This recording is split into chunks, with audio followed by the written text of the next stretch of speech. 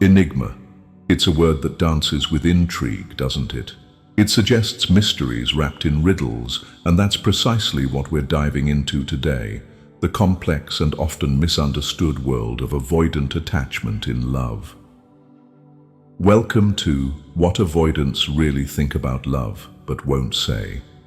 Now, you might be wondering, why on earth would someone who seems so elusive, so enigmatic, have anything to say about love?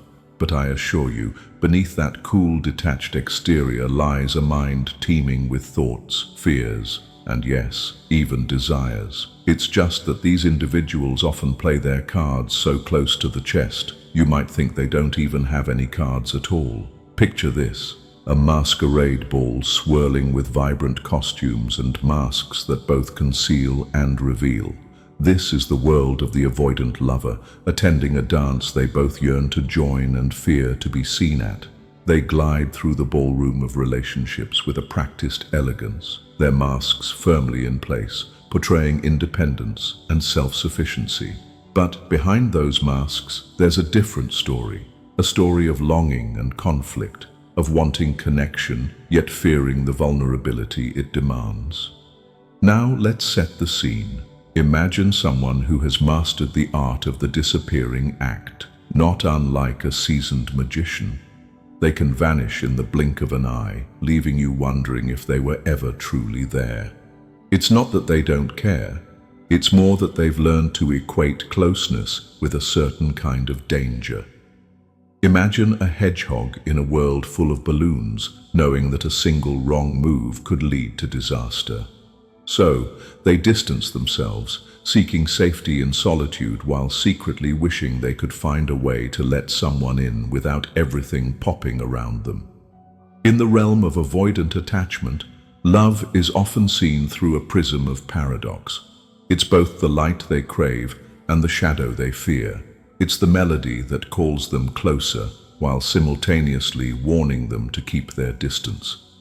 This internal tug-of-war creates a fascinating dynamic where they might appear aloof or indifferent when in reality they're navigating a minefield of complex emotions.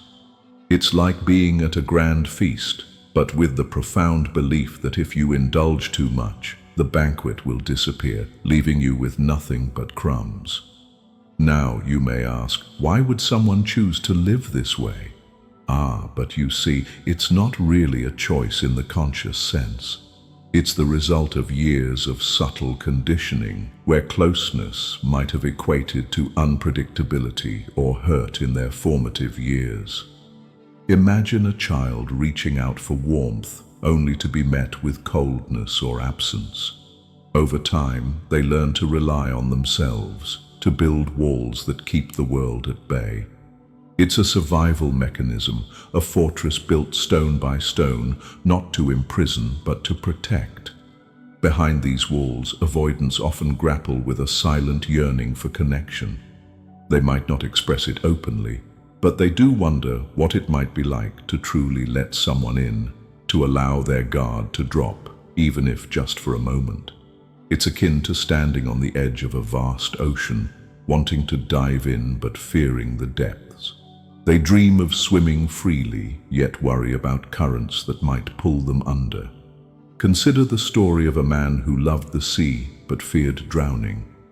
He spent his days walking the shoreline, collecting seashells, each one a symbol of the love he observed but never fully embraced.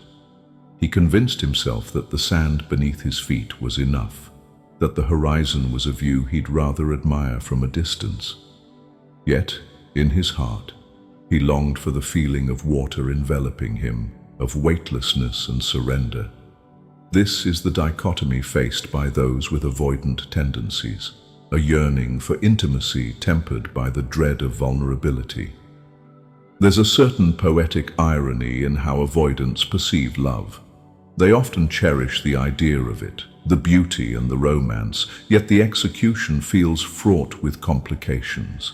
It's like admiring a painting from afar, reveling in its colors and textures, but being hesitant to reach out and touch it for fear of smudging the masterpiece.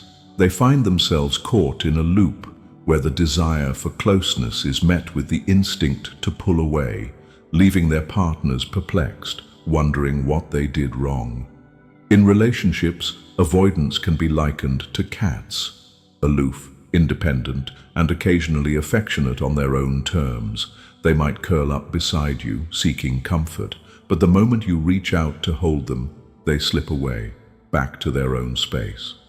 This isn't a reflection of their feelings for you, but rather a dance they've learned to perform, a delicate balance between closeness and autonomy. And yet, despite these challenges, there lies an immense potential for growth and transformation. The journey of an avoidant learning to embrace love is akin to a caterpillar becoming a butterfly. It requires patience, understanding, and a willingness to face the fears that have long kept them cocooned. It's not about changing who they are, but rather expanding their capacity to love and be loved. This transformation begins with self-awareness, with recognizing the patterns that have shaped their approach to relationships. It involves peeling back the layers of defense, understanding that vulnerability isn't synonymous with weakness, but rather a testament to courage. It's about learning to trust, not only others but themselves and their ability to handle the ebbs and flows of connection. Imagine a sculptor chiseling away at a block of marble, revealing the beauty within. This is the journey of an avoidant discovering the richness of love. It's a process that requires tenderness, patience, and a willingness to embrace imperfections. In time, they learn that love isn't about perfection or invulnerability. It's about sharing the journey with all its joys and sorrows with someone who understands the dance. For those in relationships with avoidance, it's crucial to remember that patience and understanding are your greatest allies.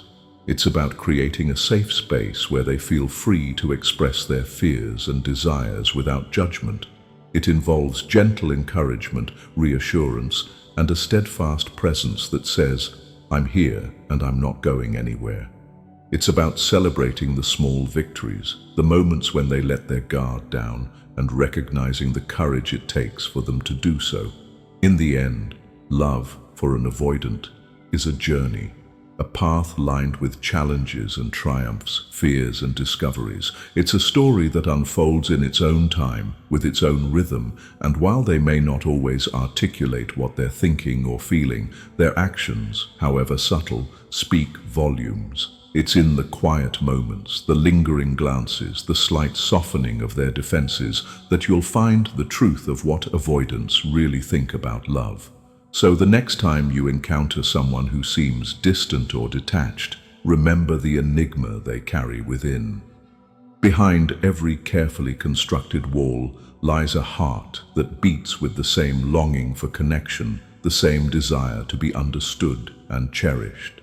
And perhaps with patience and empathy, you might just find yourself invited into a world that, while hidden, is filled with depth and beauty beyond measure. If you believe this video might help someone dear to you, share it with them. A small gesture on your part could mean the world to a friend in need.